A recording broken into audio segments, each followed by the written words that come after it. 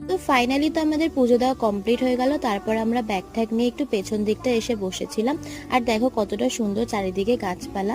আগে তো এখানে প্রচুর পরিমাণে হনুমান থাকতো, আর এখানে বসাই যেত না এরকম ভাবে। কোনো খাবার হাতে থাকলে তো এরা নিয়ে চলে যেত, আর যেটা খাবে সেটা ওদের কিনেই দিতে হতো। তো এখন আর দেখা যায় না। তো আজকে হচ্ছে পেছনের গেটটা খোলা ছিল, তো আমরা বেরিয়ে পড়েছি, নাহলে অন্যান্য দিন হচ্ছে বন্ধ থাকে গেটটা। তো রাস্তা থেকে যেতে যেতে দেখো এই বুগলুটাকে কি কিউট।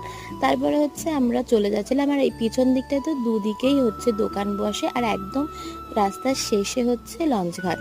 তো তারপরে দেখো এখানে প্রচুর পরিমাণে ভিড়, কারণ মেন গেটটা বন্ধ হয়ে গেছে, আমরা তো পেছন দিক থেকে ঢুকেছিলাম। তারপরে যাওয়ার সময় একটুখানি এখানে পেপসি খেয়ে নিলাম অনেক দিন বাদে। তো অতটাও ভালো খেতে ছিল না, আগে যেরকম টেস্ট থাকতো এটাতে। তো যাওয়ার সময় তো আমরা মেট্রো করেই হচ্ছে আসছিলাম। তো অনেকটা পরিমাণে লাইন ছিল টিকিট কাউন্টারে, তো সেই জন্য আমরা সিঁড়িতেই বসে পড়েছি, কারণ কারণ খুবই টায়ার্ড